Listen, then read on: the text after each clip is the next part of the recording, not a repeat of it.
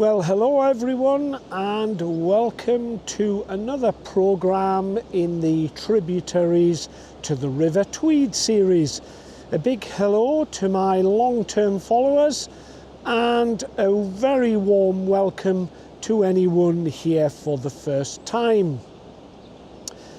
I'm standing on the side of the Edleston, which joins the Tweed here in Peebles. The source of Eddleston water is just southeast of Penicuik, a major border town. The river is just over 10 miles from its recorded source to its confluence with the Tweed here in Peebles. The head of the river is fed by several streams gathered in the undulating farmland surrounding Howgate. The village of Howgate originated as a farming community in the border's early history. The road through Howgate formed one of the main routes between Edinburgh and Carlisle. In 1743, a coaching inn was built as the first stopping place where horses would be changed on coaches heading south. The inn was responsible for the development of the village, and it is now a private house. Another village close to the source of Eddleston water is Ledburn. The name suggests its origin may have been due to lead mining, which was prevalent in the area. Although very small in its population, it was considered important enough to have a railway station built in 1855. Today, both Ledburn and Howgate act as commuter hamlets for Edinburgh. Edleston water remains a very narrow stream for a good portion of its 10-mile journey and doesn't encounter any towns or settlements until it reaches its namesake of Edleston. Edleston water flows towards the A703 and basically hugs the side of the road. It passes a large poultry farm and then a large asphalt quarry.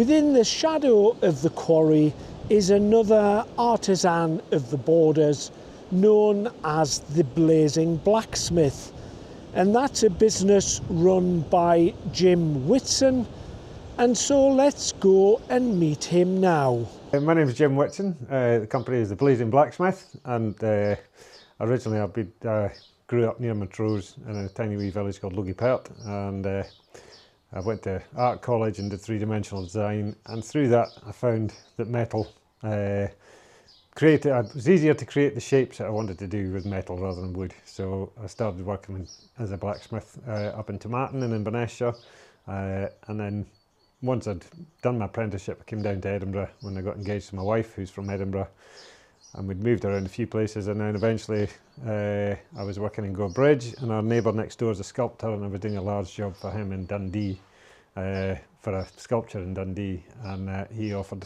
us his house for sale.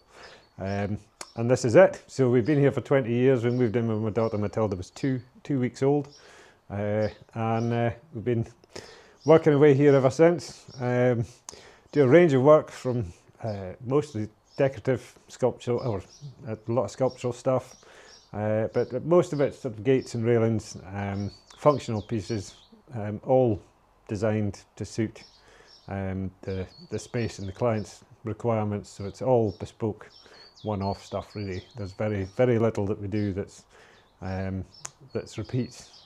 So it's yeah, we're really lucky in the work that we get to do. Yeah, the business was originally just me on my own for probably about 15 years, and then I started taking on apprentices, and I've had 2 or 3 apprentices through the workshop. Currently I've got a chap working with me, Lewis, but sadly he's planning on moving on, so I'm looking for a new person to come and join me in the team. So there's an advert out at the moment for that, so hopefully we'll have somebody new. Yeah, the majority of our work is fairly traditional processes, a lot of forge work, a lot of hot forge work, hammer work, creating the shapes and the sort of elegant flowing tapers in the metal is to try and make it flow as smoothly as possible, and a lot of it's very organic. So I really enjoy doing the organic work, and very sort of intertwined pieces with a lot of movement in the design and the overall look of them. But right now we're doing some heavy fabrication work. We've got a big project doing some railings for Paisley Station, designed by my neighbour next door, Jeremy Cunningham, and they've been commissioned by Sustrans and the local council there. So that's what I'm working at the moment. This is I'm making cones. It's actually a 3 metre tall needle is what I'm making at the moment. So these pieces are sections of the needle that I'm forming in the press, and this will soon be half a tapered cone, and these will be joined together to form the needle sections.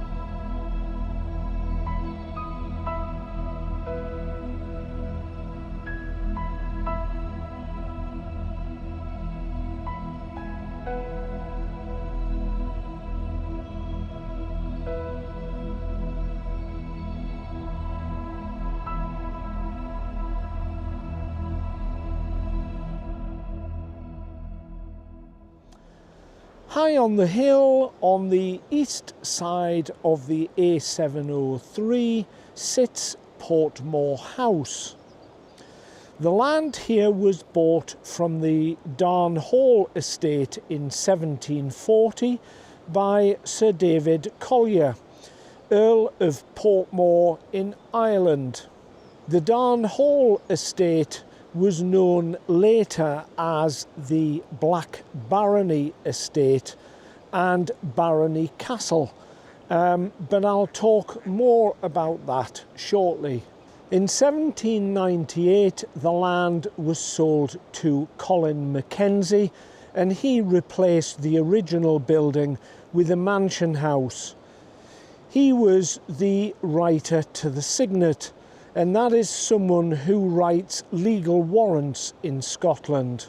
Mackenzie's wife, Elizabeth Mackenzie, regarded a great beauty of the time, was famously portrayed by the renowned Scottish artist Sir Henry Raeburn.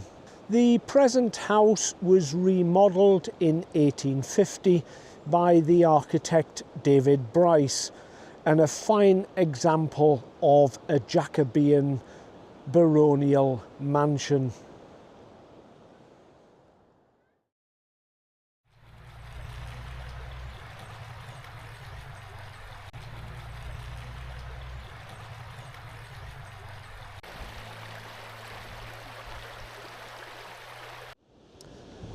Eddleston water flows very close to the main A703 road to Peebles for approximately 3 miles until it reaches the first major settlement of Eddleston, where the river gets its name from.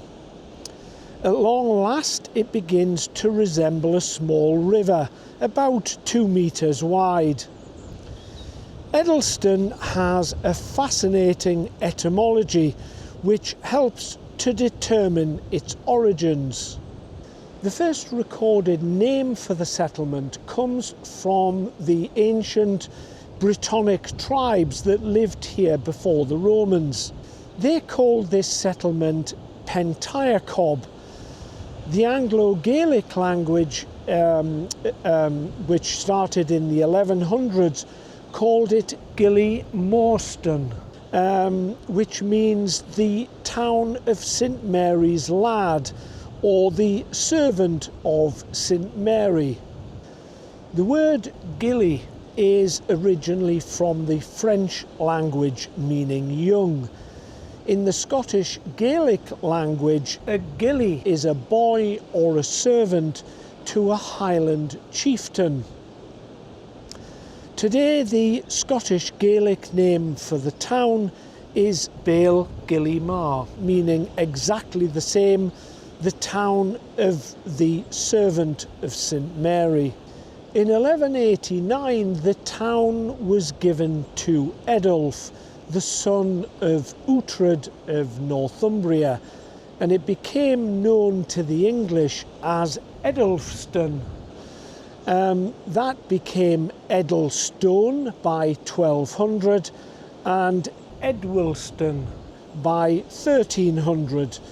Soon after, the name was anglicised into Edleston, as it is today.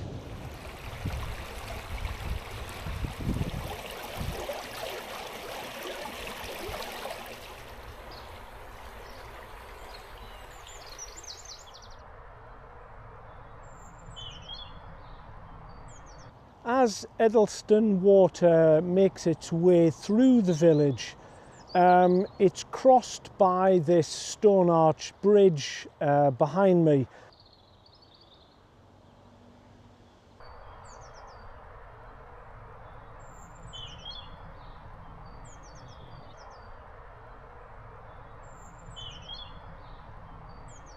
This is the original main street of the village, and as you can see, it's populated by small cottages either side of the road, and it's called Station Road, so it obviously had a station here at one time, and that would have been on the Edinburgh to Peebles line.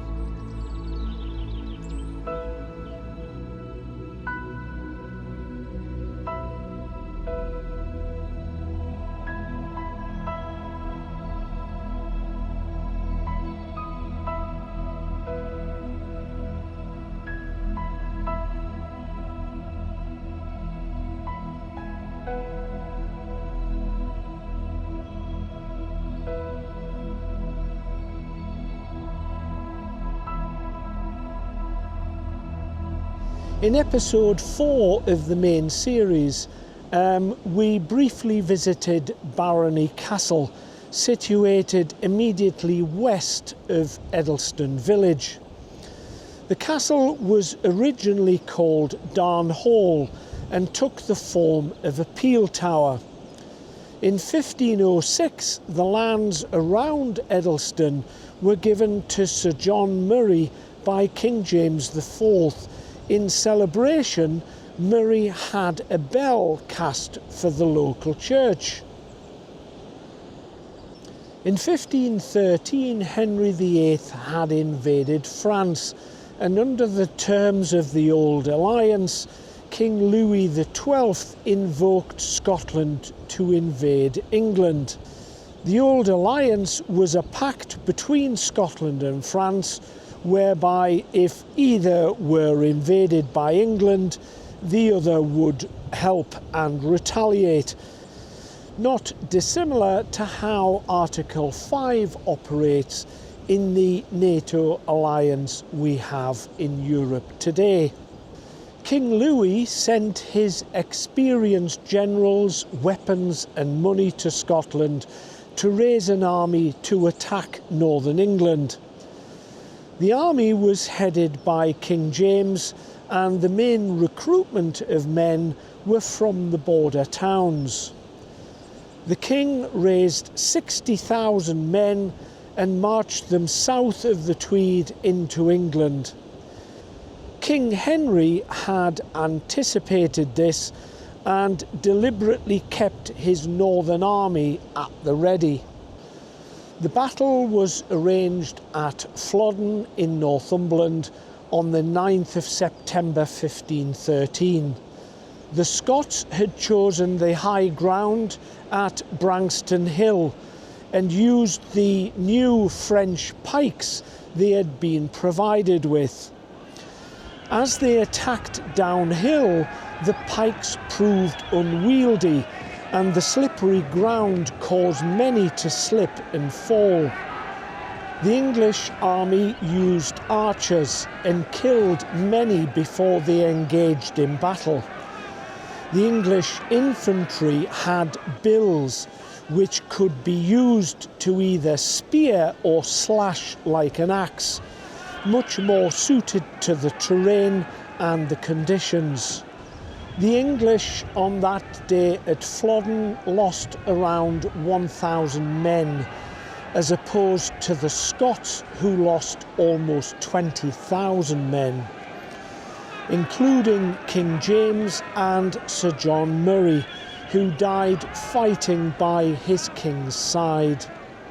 All of the border towns remember the men lost that day and have memorials in their streets. After the battle, Barony Castle was inherited by Andrew, Sir John's son, and he replaced the tower with a baronial hall in 1536. One of the Murray descendants was instructed in 1629 to hold witch trials here at the castle. If you remember from the earlier episodes of the main series, the whole of certainly Upper Tweedsdale was populated with Druids. Jumping forward a century, in 1745, Charles Edward Stuart, also known as Bonnie Prince Charlie of course, stopped off at the castle on his way south to invade England. Over the coming centuries, many other famous people stayed here, including Sir Walter Scott, amongst many others. The Murrays went on to play significant roles in politics and colonial administration through the centuries. After the First World War, many things changed, and in 1926 the castle was sold and became a hotel. In 1940, following the fall of France during World War II, many Polish forces were deployed in Scotland, and the castle became the headquarters of the Polish 1st Armoured Division. After the war, the communist takeover of Poland meant many Polish soldiers opted to stay in Scotland. One of the sergeants from that armoured division was a guy called Jan Tomasic, and he had opted to stay in Scotland. He ran various businesses and managed to accumulate some money, and so when the castle came up for sale in 1968, he bought it and opened it up as a hotel again. He had seen a relief map of Belgium at the World Trade Fair in 1958 made of concrete, and as a point of interest for his hotel guests, he had the Great Polish Map of Scotland made. It took 6 summers to construct between 1974 and 1979.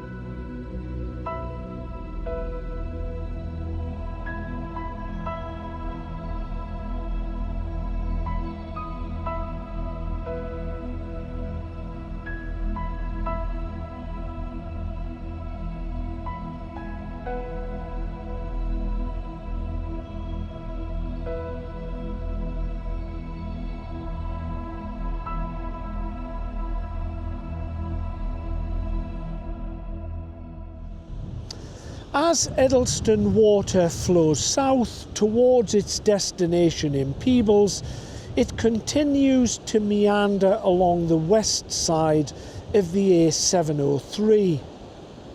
It passes close by another estate once owned by the Murrays called Cringletie House. The present building was constructed in 1861, designed by David Bryce, and incorporates some of the original building built in the early 1600s.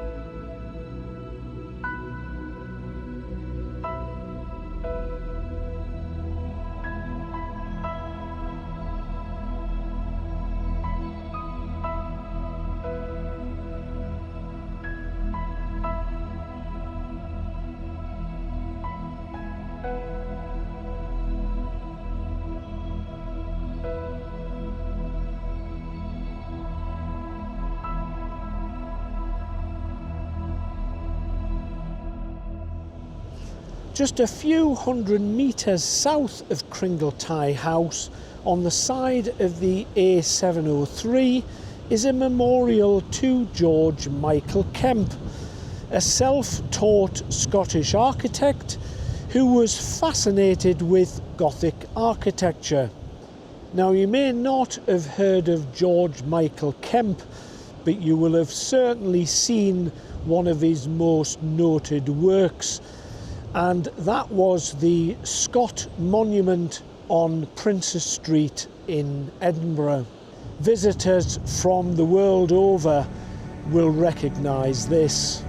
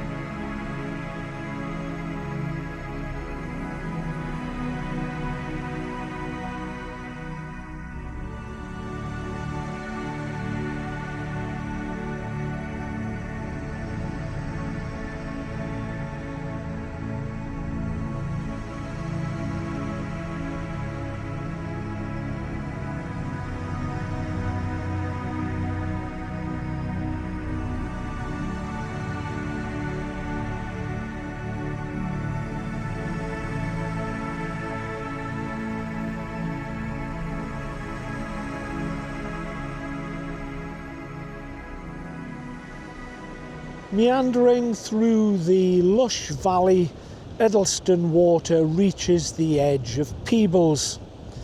As it begins its journey through the town, it is forced to run in engineered channels, a legacy from the years of the woolen mills. The street that runs alongside Eddleston water in this channel is called Cuddyside. A cuddy in the Scots dialect is a horse, again referring to its mill history, maybe. Before Eddleston water reaches its destination, it passes under two bridges in the town. Bridgegate first, and then Cuddy Bridge, which carries the A72 over the river. Two further footbridges span the river just before it merges with the majestic Tweed. Well, talking about the majestic Tweed, Eddleston water is there behind me. I'm standing on one of the footbridges and I'm just going to spin round now, and I don't know whether you can see that behind me, but that's the River Tweed in full flow. There has been heavy rain over the last 2 days, and as we drove down from the head of the Tweed this morning to get here in Peebles, the river's literally been in places bursting its banks, and rather than being majestic today, I think you could call it ferocious.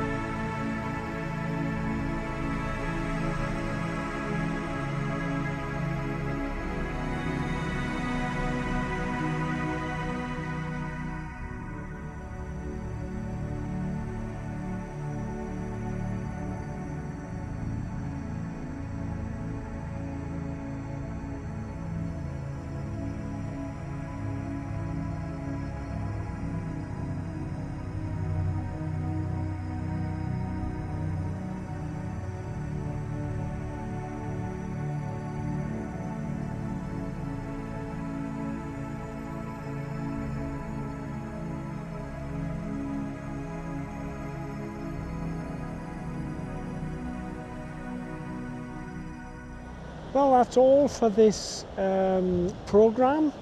I hope you've enjoyed it.